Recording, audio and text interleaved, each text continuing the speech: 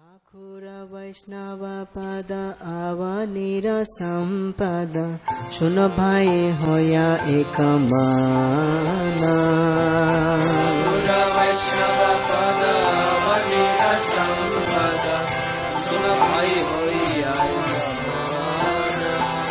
ठाकुर वैष्णव पद आवनीर संपद सुन भाई होया एक माना।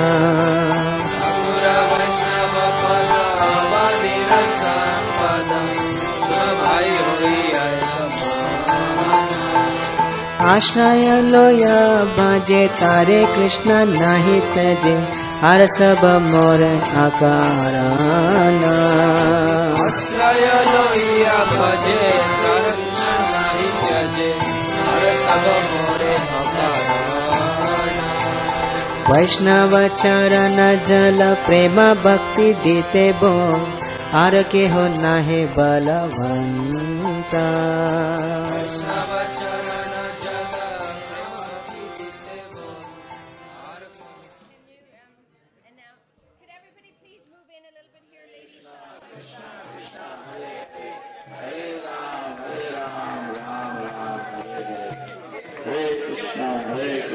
कृष्णा कृष्णा हरे हरे राम।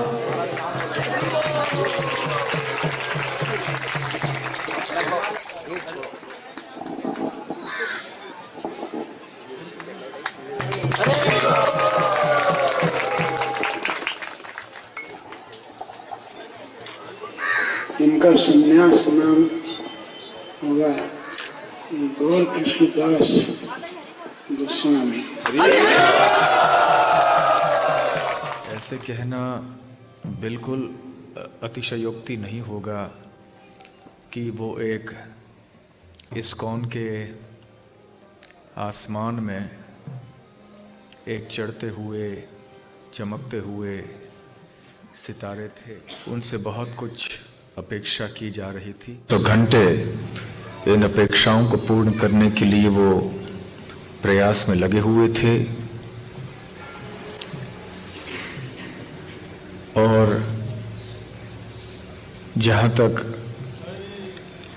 हमारा निजी सवाल है, अनेक भक्तों का सवाल है, हमारे आंदोलन का अंतर्राष्ट्रीय श्री कृष्ण भावनामृत संघ का सवाल है, और मैं समझता हूं कि सारी दुनिया का सवाल है। ये एक बहुत बड़ा नुकसान हुआ है, बहुत बड़ा लॉस हुआ है दुनिया के लिए। दुनिया में जब कोई बड़े बड़े राजनेता होते हैं या कोई खिलाड़ी होते हैं, कोई ऐसे प्रसिद्ध व्यक्ति होते हैं, तो उनकी जब मृत्यु होती है तो अखबारों में बड़े बड़े अक्षरों में खबर छपती है, कई पन्नों तक उनकी दिनों तक फिर चर्चा चलती है। परंतु आध्यात्मिक दृष्टि से देखा जाए तो इन्होंने क्या हासिल किया था, क्या उन्होंने समाज को दिया था, इनका योगदान कंट्रीब्यूशन क्या रहा समाज के लिए, क्या मूल्य है उस योगदान का।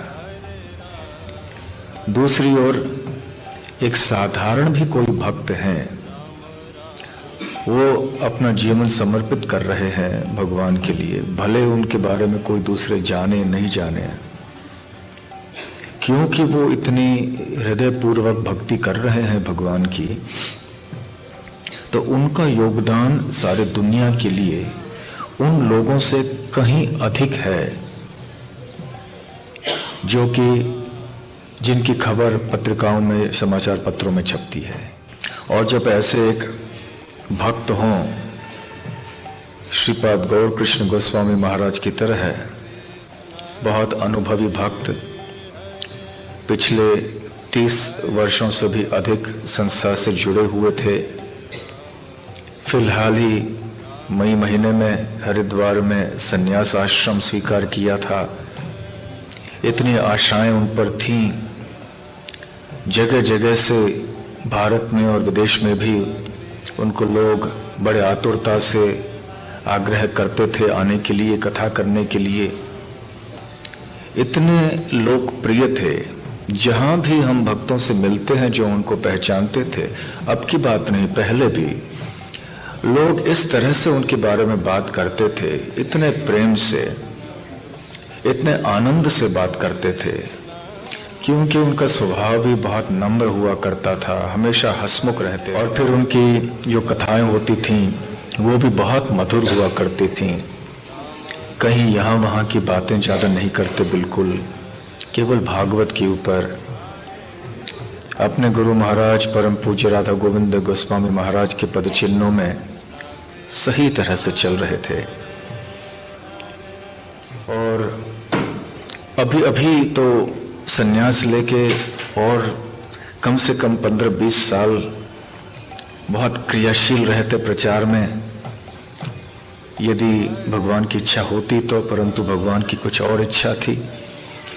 भगवान चाहते उनकी सेवा कहीं और हो, उनके संग में, उनके शरण में। ऐसे भक्तों की हमें संस्थान में बहुत ज़रूरत है। वास्तव में दुनिया को ऐसे लोगों की आवश्यकता है जो कोमल हृदय के होते हैं, जो शुद्ध होते हैं, निष्कपट होते हैं, जो शास्त्रज्ञ होते हैं, जिनको भगवान की कथाओं में, भगवान के ग्रंथों में रुचि होती है।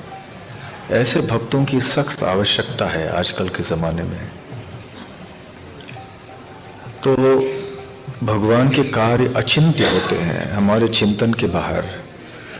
तो हम ये नहीं कह सकते कि भगवान ने ऐसे क्यों किया, क्या हुआ। ऐसे भक्त जो हमारे लिए हैं वो अनमोल रत्न हैं। इनको खोना हमारे लिए इतना बड़ा नुकसान है। लाखों करोड़ों रुपए भी चले जाएं तो इतना बड़ा नुकसान नहीं होगा जितना श्रीपाद गौर कृष्ण गोस्वामी महाराज की तरह एक भक्त को खोने से है। ऐसे भक्तों की तुलना और किसी तरह से नहीं की जा सकती, ना पैसों से की जा सकती है, ना और किसी भौतिक चीज से की जा सकती है। परंतु हाँ, वृंदावन में अपना शरीर त्यागना, कार्तिक महीने में शरीर त्यागना, भक्तों के बीच में शरीर त्यागना, ऐसा देह त्याग कौन नहीं चाहेगा। तो एक ग्लोरियस महिमा मंडित एक शरीर त्याग है ये। उनका जीवन सफल हो गया व्यक्तिगत रूप से, इसमें कोई संशय नहीं है, कोई दो राय नहीं है। उनका जीवन सफल हो गया, परंतु शोक हम सब के लिए है जो रह गए हैं पीछे। भक्ति सामंत स्वामी महाराज कह रहे थे, एक बहुत बड़ा पूरी संस्था को और विश्व रूप से हिंदी भाषी जगत को कृष्ण भावना में अभाव महाराज के भागवत के प्रवचनों का रहेगा। ये जो देख रहे हैं ना, ये साक्षात दिख रहा है। अभी ये क्षति पूरी नहीं हो पाएगी। ये अद्भुत भागवत की उनके ऊपर कृपा थी। भागवत श्री कृष्ण है, बहुत पढ़ने वाले बहुत हैं, नित्य पढ़ते हैं, लेकिन किसी को वर्णन करता है भागवत तो श्रीपाद कृष्ण गोस्वामी महाराज ने भागवत को वर्णन किया था और भागवत ने उनको वर्णन किया था। एक विभूति थी अपने आप में भागवत की।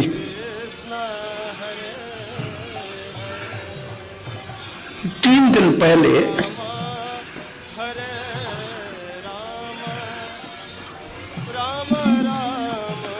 अभिषेक में कहीं महाराज थोड़े विलंब से आए तो घर उनको छोड़ने गए, प्रसाद टिफिन में लेके जहां अब निवास था।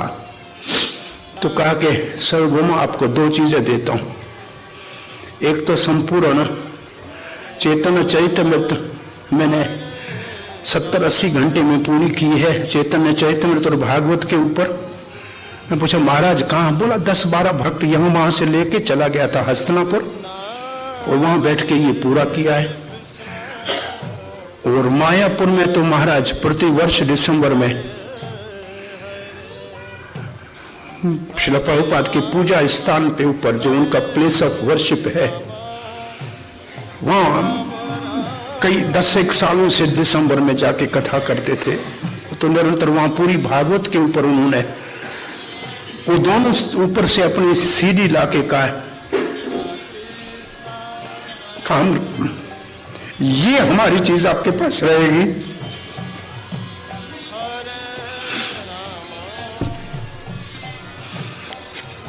अपने हाथ से वैसे पहले एक बार शिक्षाष्टम के ऊपर बोल के आए थे, तभी बुला के बोला ये सब मैंने बहुत अच्छा बोला है पूना में, ये आप ले लो। दूसरी पीढ़ी के सन्यासियों में एक बहुत बड़ी आशा हमने लगा के रखी थी।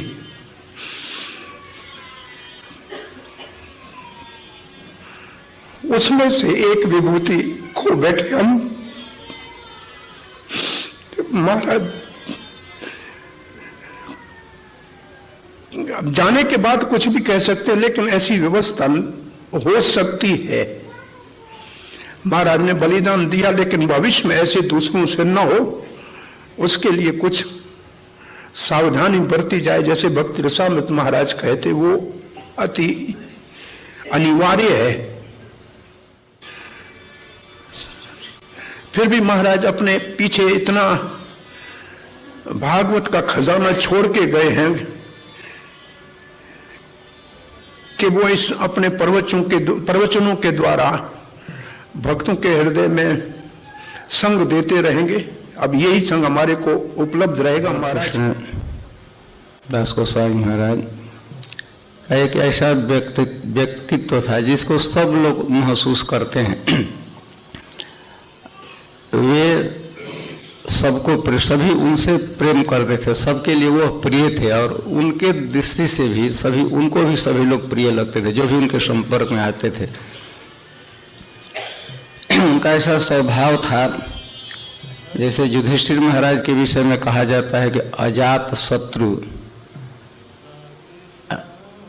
कम से कम उनकी दृष्टि में वो ऐसा कभी उनके व्यवहार में नहीं आता था कि उनके द्वारा कि उनका कोई पराया है। अजात शत्रु, लगता था कि उनका कोई विद्वेष अथवा शत्रु उत्पन्न ही नहीं हुआ, सबके वो प्रिय। इसके अतिरिक्त व्यवहार कुशलता भी एक अजब विचित्र थी, किसी के साथ कैसे बढ़िया से व्यवहार कर लेना, मधुरता पूर्वक। व्यवहार कुशलता के साथ है एक जिसे हम लोग मैनेजमेंट कहते हैं, उसमें भी काफी दक्षता थी। गौतम को सभी लोग बहुत लोग समझे हैं इसी सिलसिले में, लेकिन उनमें से एक अन्यतम व्यक्ति जिसको समझ सके वह समझ सके परम पूज्य श्री राधा गोविंद स्वामी। राधा गोविंद महाराज चैतन्य महाप्रभु के मनोभीष्ट को रूप गोस्वामी और उस क्रम से प्रभुपाद जी तक आया। प्रभुपाद जी को के थ्रू जो राधा गोविंद महाराज, फिर उनके स्वास्थ्य थोड़ा सा उचित नहीं रहने से स्वास्थ्य, यह एक बड़ी भारी समस्या ही थी कि कौन उसको ग्रहण करेगा और आगे बढ़ाएगा। हर एक दृष्टिकोण से सभी हम लोग कृपुल थे। लैंग्वेज की दृष्टिकोण से एक संस्कृत भाषा होना चाहिए जिसको, क्योंकि सारी प्रस्तुत संस्कृत भाषा में, तो लैंग्वेज की दृष्टिकोण से हम लोगों में से कोई भी, हम लोग से जब मैं कहता हूँ तो क्षमा कीजिएगा, हमारा मतलब है इस्कान के फॉलोअर के गुरु भाई और गौर पद से नहीं है। लैंग्वेज कोई बढ़िया से संस्कृत जानता नहीं, उस यदि भागवतों के समय तो अभी एक आवश्यक पहलू था, सांस्कृतिक रूप से संस्कृति को समझना था। तो उसमें से चूँकि महाराज जी कुछ लोगों को ट्रेंड करना चाहते थे कि बढ़िया से भागवतम को, तो उसमें उस ग्रुप में गौर कृष्ण दास गोस्वामी महाराज भी थे वो सीखे थे। उन्होंने नोट भी सबसे ज़्यादा उन्होंने नोट बनाया था जो महाराज बोले थे, कहीं गाँव में बोले थे, कहाँ पहाड़ों में जाकर इधर एकांत स्थानों से। और फिर यदि कोई परम पूज्य श्री राधा गोविंद महाराज के मनोभीष्ट को सबसे अच्छे तरह से समझ सका तो वह श्रेय है परम पूज्य श्री गौर कृष्ण दास गोस्वामी महाराज ग्रहण किए। तो इनके साथ कल्चर संस्कृति सब क्या, और उन्होंने सम्यक रूप से उस, ऐसा तो हम नहीं कह सकते, नहीं कहा जा सकता है कि राधा गोविंद महाराज का जो अभाव था उसकी पूर्ति हो गई, परंतु यदि किसी ने सबसे बढ़िया से महाराज के मनोभाव को यथाधीतम यथामति, तो वह सबसे बढ़िया से गौर कृष्ण गोस्वामी महाराज जी समझ सके। और इसके साथ इनकी प्रस्तुतिकरण की भगवान की कृपा से विद्या भी प्राप्त है। क्रम से संस्कृत भी पढ़े थे, संस्कृत का लैंग्वेज भी, प्लस जो कल्चर है भागवतम को प्रस्तुत करने का जो कल्चरल परिवेश है उसके भी बहुत बढ़िया से ज्ञात थे और उन्होंने प्रस्तुत किया। तो एक दृष्टिकोण से यह जो अब नेक्स्ट वही चुनौती बनी हुई है कि नेक्स्ट कौन इसको कर सकता है, तो इसको जो चैतन्य महाप्रभु का जब मनोभीष्ट था वह एस्पेक्ट श्रीमद् भागवतम का जो दर्शन है, श्रीमद् भागवतम का जो संस्कृति है, सभ्यता है, कल्चर है, उसको प्रस्तुत करने के लिए अन्यतम व्यक्ति हम लोग के सामने प्रस्तुत थे, वह है गौर कृष्ण दास गोस्वामी महाराज। थोड़ा और ये हठात ऐसे आशा तो नहीं की जा सकती थी। स्वास्थ्य के दृष्टिकोण से कितना बढ़िया से स्वास्थ्य के जो भौतिक स्वास्थ्य के नियमों का कितना बढ़िया से पालन करते थे, बल्कि उनसे प्रेरणा लेकर हम लोग भी थोड़ा सा पालन करते थे कि वो स्वास्थ्य के विषय में कितना खाना है, कब खाना है, क्या नहीं खाना है, कैसे व्यवहार करना, कब स्नान करना है, कितना पानी पीना है, गर्म पानी कितना, इस विषय में वो आदर्श व्यक्ति थे। फिर भी यह एक अचिंत्य, हम समझ में नहीं आता था कि स्वास्थ्य, उनका स्वास्थ्य कैसे खराब, कभी भी किसी प्रकार का कभी कॉम्प्लिकेशन नहीं देगा, कोई सीरियस बीमारी है। हठात यह तो आशा नहीं की जा सकती थी कि शरीर छोड़ने भर उनके शरीर में कोई बीमारी हो सकती है, तो वास्तविकता है कि थी भी नहीं, लेकिन भगवान की भी अपना प्लान होता है, भगवान का भी अपना प्लान होता है। अचिंत्य शक्ति है कृष्ण, किसको कितना दिन तक कहाँ रहना चाहते हैं, ऐसे भगवान हम लोगों से छीन ही लिए एक तरह से। फोटो देखकर, प्रवचन देखकर हमें उनके सुनकर हमें नहीं लगता है, कम से कम मुझे व्यक्तिगत लेवल पर कि कुछ संतोष होगा, सुख होगा, बल्कि वह फोटो देखकर, प्रवचन सुनकर अब दुख ही बढ़ता जाएगा और स्मृति तीव्र होती है तो वही आता है। लेकिन फिर भी संतोष तो इसी से करना पड़ेगा। लेकिन कृष्ण को इस अवसर पर हम लोगों से छीन लिए, बलवान हैं, सर्वशक्ति संपन्न है, उनको हम लोग मना नहीं कर सकते, हम लोग उनके सामने कुछ नहीं है। लेकिन कृष्ण के सामने भी हमारे एक तरह इस अवसर हम चुनौती देते हैं। कृष्ण बाह्य रूप से तो आपको और कृष्ण को हमसे छीन लिए, लेकिन जब मैं आपको तब बलवान और सर्वशक्तिमान मानूंगा जब हमारे हृदय पटल से हमारे स्मृति समय से आप निकाल लीजिए। यह कृष्ण यह नहीं कर सकते। हमको भी भगवान की दया से गौर कृष्ण जी के साथ रहने का अवसर मिला। गौर कृष्ण जी का प्रचार में कितना रुचि था, कितना उसमें समय देते थे, इसको बहुत लोग जानते हैं। लेकिन खास करके गांव में जहाँ कोई सुविधा नहीं है उधर भी वे जाते थे, और गांव में भी प्रचार की आवश्यकता है।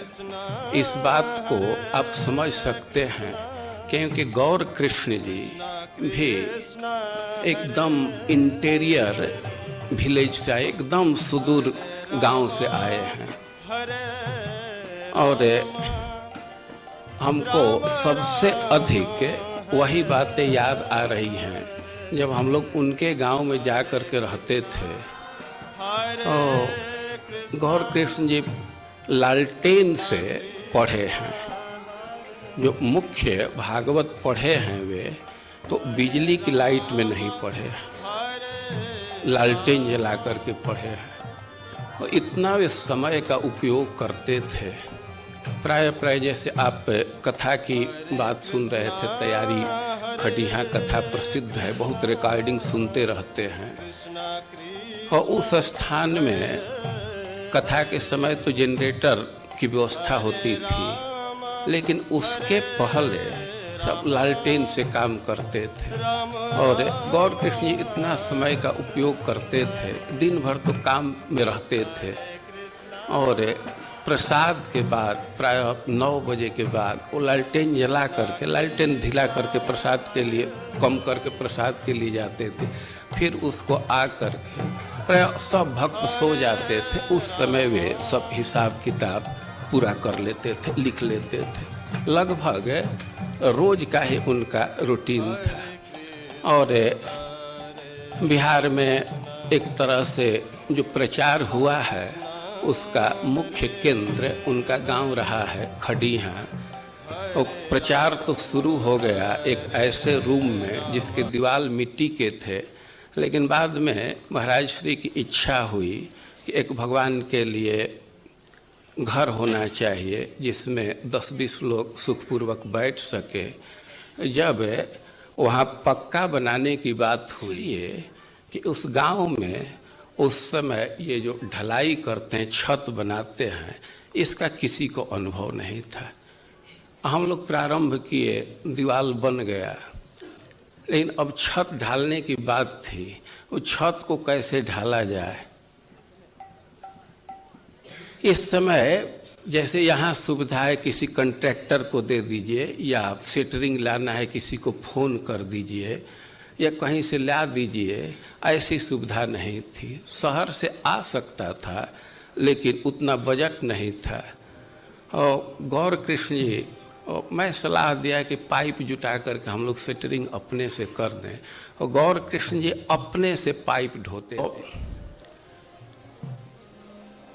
हॉल बनाना है, लोहे के पाइप लाना था। और गौर कृष्ण जी मैनेजमेंट में बहुत दक्ष थे। जैसा ब्रजभूमि प्रभु शिक्षा की बात कर रहे हैं, तो प्राय सभी परीक्षाओं में वे प्रथम श्रेणी से उत्तीर्ण हुए, लेकिन शरीर के दृष्टि से, शारीरिक बल के दृष्टि से बहुत वे बलशाली व्यक्ति नहीं थे। लेकिन फिर भी वे लोहे का पाइप अपने कंधे पर ढो ढो करके लाए और वो खड़िया का मंदिर तैयार हुआ। तो हम कह रहे हैं कि गांव के प्रीचिंग के लिए, गांव में प्रचार के लिए कितनी कितनी कठिनाई है, कितनी चुनौती है, उसको झेलते हुए वे प्रचार कार्य किए। और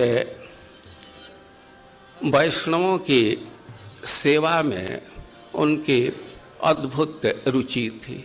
मैं बिल्कुल असत्य नहीं बोल रहा हूँ, थोड़ा भी बढ़ा करके नहीं बोल रहा हूँ। गौर कृष्ण जी का गांव एक साधारण परिवार में हुआ था। यद्यपि वहाँ के दृष्टि से कोई भोजन आवास की कठिनाई नहीं थी। उनके परिवार में कुछ 6-7 एकड़ जमीन था और सामान्य रूप से वर्षा हो जाने पर तो कोई कमी नहीं थी। लेकिन कभी कभी वर्षा न होने से सिंचाई का कोई साधन दूसरा नहीं था, तो अन्न का अभाव हो जाता था। और जिन दिनों में अतिशय अन्न का अभाव था, लेकिन भक्त लोग तो वहाँ जाया ही करते थे, सेंटर है तो भक्त जाते ही थे। लेकिन उन दिनों में भी गौर कृष्ण जी को थोड़ा भी किसी तरह का भार अनुभव नहीं हुआ। अन्न की कमी होते हुए भी, लेकिन फिर भी सब भक्तों को प्रेम से भोजन कराते थे और सब प्रकार से उनका सम्मान करते थे। और कहने का आशय यह है कि गांव का प्रचार का महत्व आप स्पष्ट देख सकते हैं कि गौर कृष्ण जैसा व्यक्ति भी भक्त वहाँ से आ सकता है। और उस गांव के प्रचार के विषय में हमारी तो यही धारणा है कि गौर कृष्ण जितना कार्य किए हैं, जितना परिश्रम किए हैं, उतना शायद ही दूसरा कोई किया। हम लोग यहाँ पर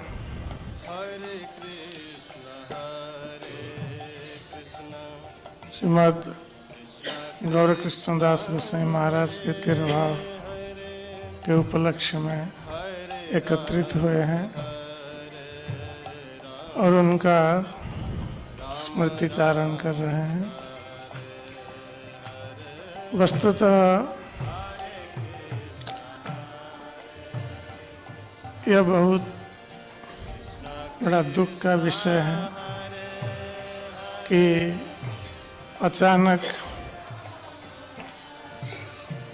हमें गौर कृष्णदास गोसाई महाराज का विरह सहन करना पड़ रहा है, जिसकी आशा भी किसी को नहीं थी, किंतु यही संसार का नियम है। वे किसी भी समय हम इस संसार से जा सकते हैं, ये पूर्व निश्चित है। किंतु विशेष रूप से वृंदावन धाम में जिस आशा में भक्त लोग यहाँ आते हैं कि वृंदावन धाम में शरीर त्याग करना बहुत बड़े गौरव की बात है, तो गौर कृष्णदास गोस्वामी महाराज को यही वृंदावन धाम ही प्राप्त हुआ उनकी अंतिम यात्रा के लिए। और कार्तिक का महीना और ब्राह्म मुहूर्त का समय, ये सब अनुकूल था उनकी गोलोक यात्रा के लिए। इसलिए एक सुखद अनुभूति भी है कि महाराज जी वृंदावन धाम में शरीर त्याग करके भगवत धाम को प्राप्त हुए। किंतु हमारे लिए दुख की बात है कि उनका संग हमें और प्राप्त नहीं होगा, क्योंकि वस्तुतः संसार में अनेक प्रकार के दुख हैं। जिस प्रकार से चैतन्य महाप्रभु ने रामानंद राय से प्रश्न पूछा था कि दुखेर मध्य कोनो दुख है गुरुतर,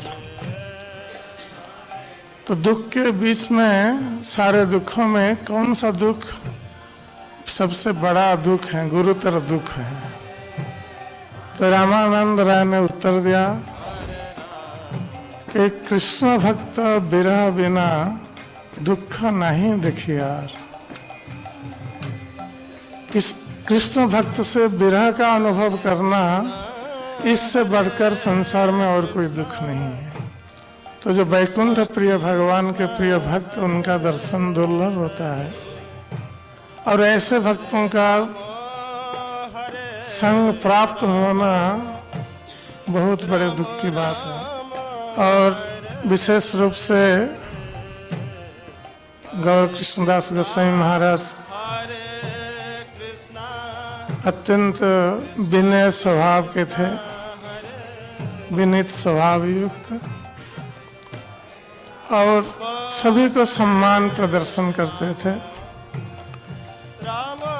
और सदा सर्वदा हम उनको हंसमुख देखते थे, सदा सर्वदा हंसते रहते थे। यद्यपि व्यक्तिगत रूप से अधिक संग करने का सौभाग्य हमें प्राप्त नहीं हुआ है, किंतु जितना भी संग प्राप्त हुआ है उसी से हमारा यही अनुभव है कि वो अत्यंत विनम्र स्वभाव युक्त थे और अत्यंत स्नेही व्यक्ति भी थे। और उनके प्रवचन से वो बहुत सारे बद्ध जीवों को कृष्ण की ओर आकृष्ट करते थे, जिसके कारण जो कोई भी आज सुनता है कि गौर कृष्णदास गोसाई महाराज अब नहीं रहे हैं, सब तुरंत दुखी हो जाते हैं, क्यों सबके प्रिय पात्र ऐसे विनम्र स्वभाव वाले महाराज जी हैं कि वो दूसरों को सम्मान मिल रहा है या नहीं उसको भी देखते हैं, केवल अपना सम्मान नहीं देखते हैं। तो ये इस प्रकार के व्यक्ति संसार में दुर्लभ होते हैं। ऐसा वही सोच सकता है जो ईर्ष्या भाव से मुक्त है। तो गौर कृष्णदास गोसाई महाराज निश्चित रूप से एक सरल स्वभाव युक्त महान भक्त थे। कर्मठता की मूर्ति थे, कोई भी काम बहुत कर्मठता से करते थे और सब काम में आगे रहते थे। बचपन से ही जब ये पढ़ रहे थे, 9वीं क्लास में पढ़ रहे होंगे, तो महाराज जी के पास आए और भक्ति की शिक्षा ग्रहण करने लगे। ये थे बच्चे और उनसे बड़े बड़े लोग भी साथ में थे। वो लोग आए, लेकिन सब इनको अपना शिक्षक या अगुआ मान रहे थे और उनके अंडर होकर के सब काम किए। दुनिया में इतना जो भागवत का गुरु महाराज के प्रवचनों का प्रचार हुआ, लोग उससे लाभान्वित हुए, इसमें इनका बहुत भारी योग है। इनके व्यवहार, हम लोग इनसे सीनियर थे, लेकिन इनके व्यवहार और आचरण से हम लोग प्रभावित हुए। कभी एक समय था कि मैंने इनसे प्रार्थना किया था कि आप ऐसी कृपा कीजिए, ऐसी कि हम लोग भक्ति क्षेत्र में सुदृढ़ होकर के आगे बढ़ें। तो गौर के सब प्रकार से श्लाघनीय पुरुष थे और तेजवान पुरुषों के है कि अपने समाज में ज़्यादा दिन नहीं ठहरते हैं, दुर्लभता होती है। इसी प्रकार से इनका सहसा तिरोहित हो जाना हमारे लिए बहुत बड़ी क्षति की बात है। लेकिन ये नियति का विधान है और बड़े लोग, श्रेष्ठ पुरुष अपने प्रारब्ध के अनुसार इस संसार में बरतते हैं और रहते हैं। उनका काम भगवान की दृष्टि में पूरा हो जाता है तो भगवान उनको बुला लेते हैं। इस तरह से इनके जीवन से हमें प्रेरणा लेनी चाहिए और अपने जीवन और जन्म को भगवान श्री कृष्ण की सेवा में सफल बनाने की चेष्टा करनी चाहिए। गौरकृष्ण महाराज विशेष करके वृंदावन के भक्तों को जितने परिचित व प्रिय थे, और उसको मुझे कहना नहीं पड़ेगा, सभी ये अनुभूत बात है, सभी जानते हैं इस बात को। जन जन में उनके प्रति जो आदर है, जो पूज्य भाव है, इसको व्यक्त करने का आवश्यकता नहीं। और पूरे इस्कॉन सोसाइटी में केवल नहीं, पूरे भारतवर्ष के भी नहीं, पूरे विश्व में एक पवित्र कीर्ति भागवत वक्ता, एक अति सुमधुर सुविख्यात भागवत वक्ता का भागवत भक्त के रूप में उनका उदय हो रहा था। अभी पूर्वाह्न मध्याह्न स्थिति को प्राप्त नहीं हुए थे, अस्त हो गए। यही आश्चर्य है, इतने प्रबल रूप में, इतने उज्जवल कांति से जिसका उदय हो रहा था, जिसका किरण लगभग सब जगह पर प्रसारित हो रहा था, पता नहीं कृष्ण का विचार कुछ और है, शायद और कोई ब्रह्मांड में उनका आवश्यकता हो यहाँ से ज़्यादा, तो हो सके तो उनको हमसे दूर कर लिए। आज हमारा बीच में प्रकट रूप में वो नहीं है, लेकिन उनके वाणी, उनके व्यवहार और उनके उपदेश इस माध्यम में हमारे बीच में सदा के लिए वो उपस्थित रहेंगे। अगर हम इस सब कुछ को अपना पाथेय करके रहेंगे तो हमारा ही कल्याण होगा और उनका स्मृति हमेशा जागृत रहेगा। तो इसे एक महान व्यक्तित्व जैसे आप सभी ने सुने उनके निज जनों से, उन्हें एक सुदूर ग्रामीण क्षेत्र में थे, लेकिन फिर भी ऐसा नहीं है कि जंगल के कोई सुदूर जंगल में कहीं छिपे हुए मल्ली या मालती फूल अगर फूटता है तो उसका सुगंध भी चारों तरफ बिखरता है। तो कहीं भी अगर गुणवान पुरुष विद्वान पूज्य सर्वत्र पूज्यते, स्वदेशी पूज्यते राजा विद्वान सर्वत्र पूज्यते। तो इस प्रकार गौरकृष्ण महाराज भले किसी स्थान से रहे, किस प्रकार परिवार से रहे, किस प्रकार वातावरण से रहे, उसका कोई माने नहीं रखता। उनका जो भागवती विद्या, उनके जो प्रताप, उनके जो व्यवहार आचरण, उनसे सर्वादृत हो ही गए। उनके परलोक गमन के बाद भी उन्होंने सभी के हृदय में प्रिय बन करके रहेंगे भी।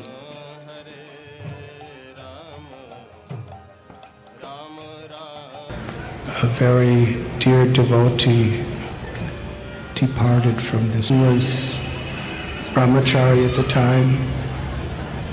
He was just helping him with the organization, going ahead to the villages and making the arrangements and getting the venue. He was just doing the very physical, material organization for his guru to come and speak the Srimad Bhagavatam. But by hearing from his guru, he got such a higher taste. And even though he didn't ask, his Guru Maharaj told him, now you should speak from Srimad Bhagavatam. And he went so deeply into Srimad Bhagavatam. But please understand that his qualification wasn't just being a scholar, wasn't profit, adoration, distinction, which is often motivations even for devotees. He didn't want followers. He was just doing very menial service for years. And then he was blessed to speak from the Srimad Bhagavatam. And he loved the Srimad Bhagavatam. He gave such beautiful narrations.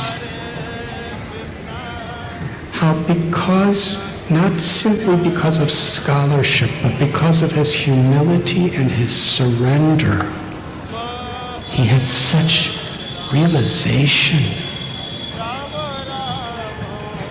and understanding and the capacity to speak those realizations and understandings of Srimad Bhagavatam. से भी उनका कुछ विशेष स्नेह था। हो सकता है मैं राधा गोविंद महाराज से स्नेह करता हूँ तो वे मुझसे भी स्नेह करते थे। हम उनके गा भी गए खड़ी भागवत कथा श्रवण के लिए। वे कितने विख्यात है, उनकी ख्याति का वैसे अब कुछ गंध हमको आ रहा है और हर्ष और शोक का समय माना जाता है। थोड़ा सा हर्ष अधिक शोक का ही ये समय इनकी आया नितांत आवश्यकता सारे संसार को और हमारे हरे कृष्ण आंदोलन को है। तो जिसकी मांग है, जिसकी जरूरत है, उसका वो थोड़ा सप्लाई भी कर रहे थे, उसकी पूर्ति वे कर रहे थे, पूर्ति करने में सक्षम बने थे गुरु गौरांग की कृपा से। बहुत कुछ I was expecting, I think सभी हम एक्सपेक्ट कर रहे थे, सभी उनके गुरु महाराज भी, मैं भी, हम सभी इस्कॉन के लीडर्स और लीडर्स या सभी उनकी कथा पिछले अगले एक साल भर की 6 महीने की सारी बुक हो चुकी थी। हम उनको प्रेरित किया करते थे, हम भी बुलाया करते थे, यहाँ जाओ, वहाँ जाओ, वहाँ जाओ। गौर पूर्णिमा के समय आप नागपुर में कथा करना है उन्होंने मान लिया था, और भी नेपाल में कथा और मॉरिशस में कथा और यहाँ कथा वहाँ कथा। मैं भी उनकी कथा का एक प्रेमी रहा,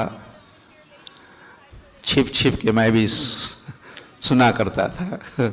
मुझे सामने आके बैठ के सुनने नहीं देते या वो पसंद नहीं करते, तो मैं भी उनकी कथाएं सुना करता था। तो गौर कृष्ण महाराज की बड़ी इच्छा थी कि वो सन्यासी बने प्रचार को बढ़ाने के लिए।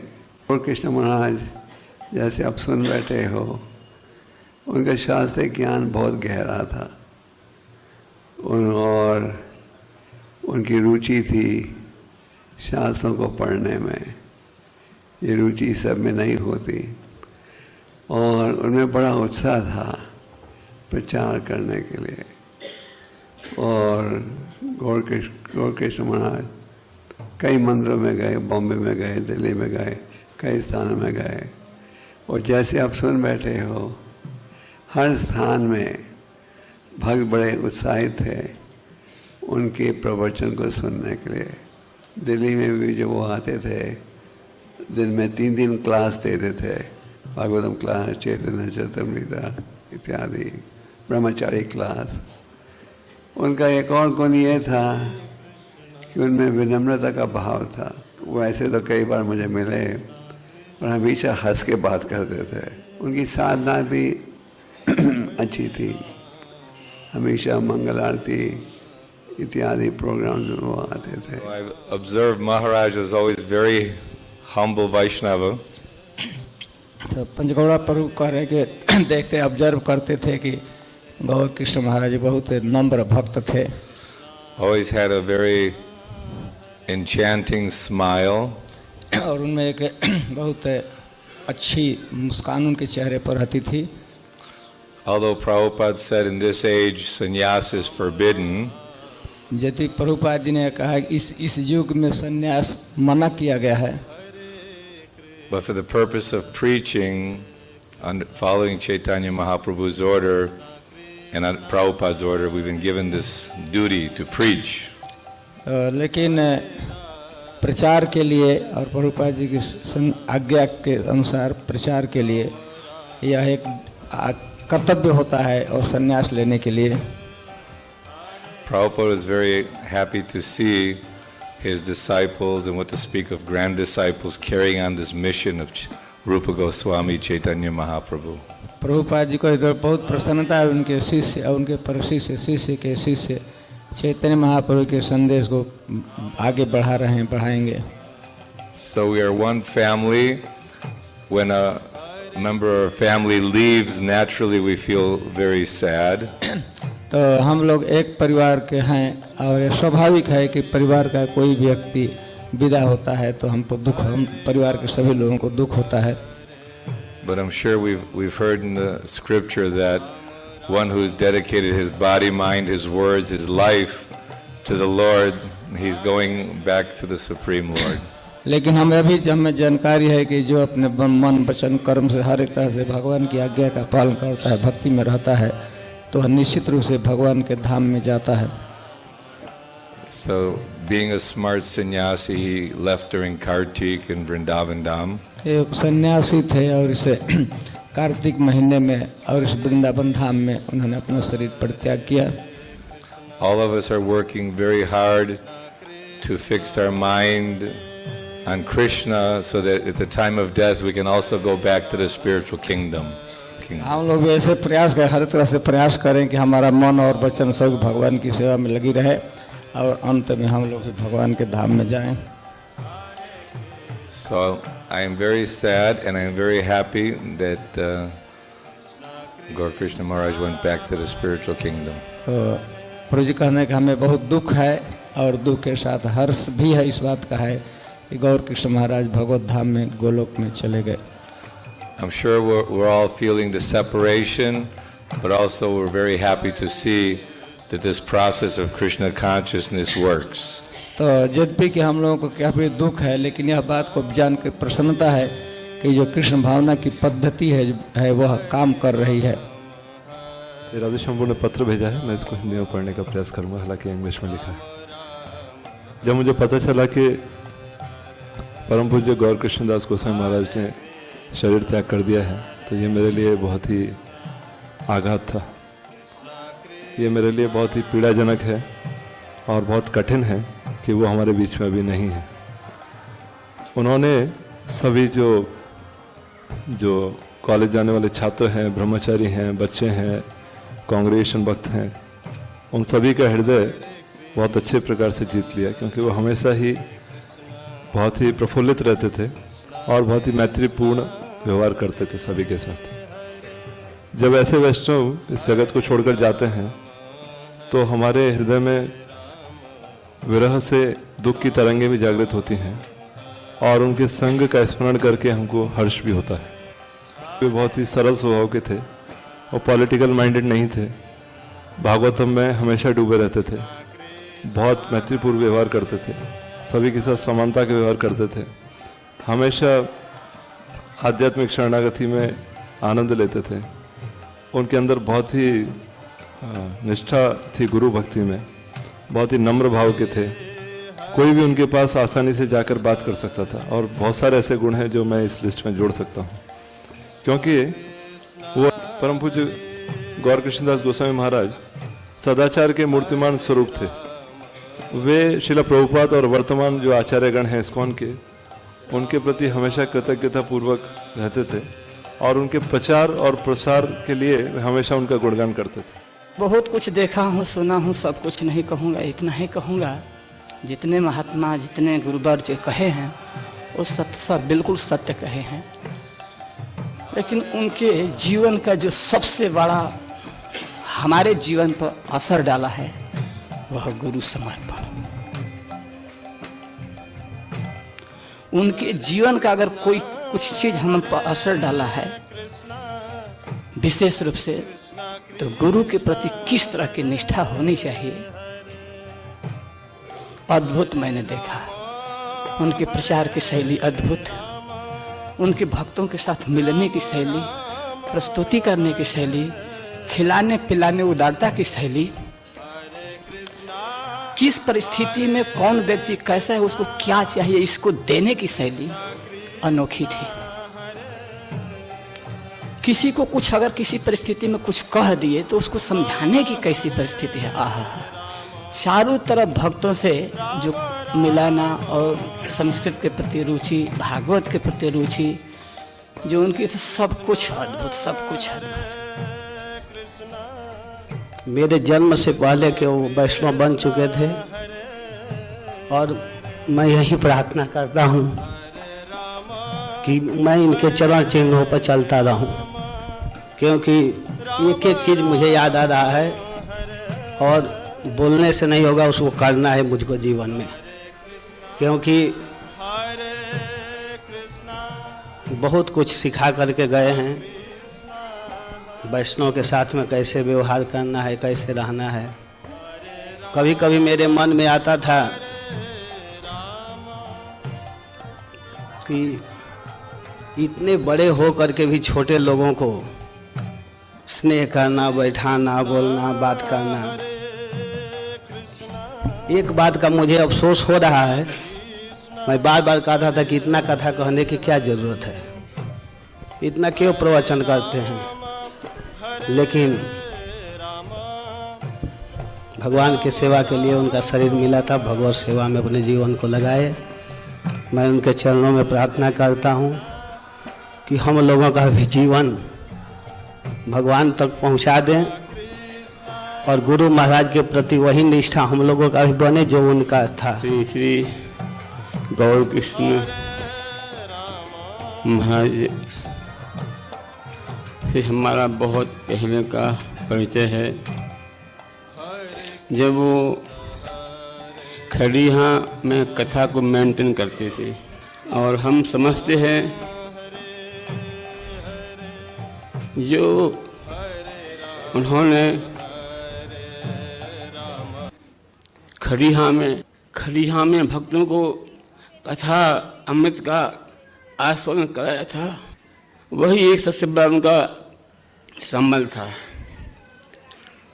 और उस क्षेत्र में जहाँ हर प्रकार की असुविधाएं थीं और देश विदेश से भक्त जाकर के जिस कथा में निमन होते थे वो एक अद्भुत था। उसी आकर्षण से हम वहाँ आए, महर्षि से जुड़े और आज उनका इतना बड़ा प्रभाव, इतनी विनम्रता, इतनी विनय, ये सब भक्त लोग बखान कर रहे हैं जो कहा नहीं जा रहा है, कहते नहीं बन रहा है। अद्भुत था, एक एक गुण उनका अद्भुत था। महर्षि की कथा सागर में उनके माध्यम से हुई। 4-5 बार महर्षि वहाँ गए और सारा मेंटेन श्री गौर कृष्ण महाराज ने की और उन क्षेत्रों में भक्ति की धारा बहाई और आज पूरे विश्व में एक आशा थी कि महर्षि का जो कथा अमृत है वो सबको बांटेंगे। सबको विश्वास हो गया था, पर कृष्ण की इच्छा इसमें किसी का बस नहीं है। हम यही कहेंगे कि जो कुछ भी उनकी वाणी है उसको ही हम लोग मंथन करें, उसको प्रकाशित करें और संतुष्ट रहें। ऐसी विभूति बहुत दुर्लभ है। इतना बड़ा दिव्य ज्ञान और इतनी सरलता, इतनी विनम्रता, भक्तों को प्रसाद पवाने की शैली हमने तो गजब की देखी। जो प्रसाद खलिया में प्रस्तुत किया गया, आज तक हमें प्रसाद नहीं मिला। हरे कृष्णा कृष्णा कृष्णा हरे हरे, हरे राम राम राम हरे हरे। नष्ट प्रायेषु भद्रेषु नित्यं भागवत सेवया, भगवती उत्तम श्लोके भक्तिर्भवति नैष्ठिकी। श्रीमद् भागवतम के निरंतर सेवन से वासनाएं नष्ट हो जाती हैं और पवित्र कीर्ति भगवान श्री कृष्ण के प्रति अस्थाई प्रेम की प्राप्ति होती है। चित्त की सबसे बड़ी गंदगी है संसारिक विषयों की वासनाएं, जिसके कारण हृदय स्थित परमात्मा की अनुभूति नहीं हो पाती है। इन अशुभ वासनाओं को नष्ट करने के लिए श्रीमद् भागवतम में बहुत सुंदर सूत्र दिया गया है। श्रीमद् भागवतम के निरंतर सेवन, श्रीमद् भागवतम के निरंतर संपर्क में रहने पर अशुभ वासनाएं नष्ट हो जाती हैं और साथ ही पवित्र कीर्ति भगवान श्री कृष्ण के प्रति अस्थाई प्रेम की प्राप्ति हो जाती है, जो हमारे जीवन के परम चरम लक्ष्य है। जैसे स्वस्थ शरीर के लिए रोटी, सब्जी, दूध, फल आदि भोजन की आवश्यकता होती है, वैसे ही हमारे आत्मा के पूर्ण स्वास्थ्य के लिए श्रीमद् भागवतम का निरंतर सेवन परम आवश्यक है।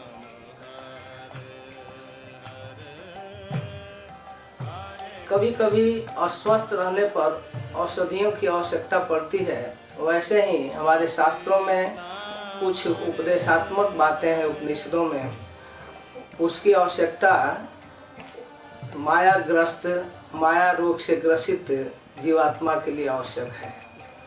लेकिन किसी भी अवस्था में, चाहे वह स्वस्थ हो अस्वस्थ हो, सबके लिए भोजन की आवश्यकता है। वैसे ही आत्मा का भोजन है श्रीमद् भागवतम। इसके बिना आत्मा मृत प्राय हो जाती है। अतः भागवत ही आत्मा का जीवन है। आत्मा के लिए सर्वदा भागवत की आवश्यकता है। इसीलिए कहा गया नित्यम भागवत सेवया। इसके सेवन के कई तरीके हैं। पहला, क्रमशः कथानक को पूरी तरह से पढ़ लेना, एक समय सीमा के अंतर्गत पढ़ना बहुत उचित है। दूसरा, एक निर्धारित समय सीमा के अंतर्गत प्रसंग के अनुसार पढ़ना। तीसरा, श्रीमद् भागवतम के एक एक श्लोक को तात्पर्य के अनुसार पढ़ना, जिसमें अनेक आचार्यों ने टीका टिप्पणी की है, उसको पढ़ना। और इसके साथ ही मूल श्लोक का सस्वर उच्चारण करना और कुछ महत्वपूर्ण श्लोकों को स्मरण करना, याद करना, ठीक से पढ़ समझकर भक्तों के बीच इसका प्रवचन करना।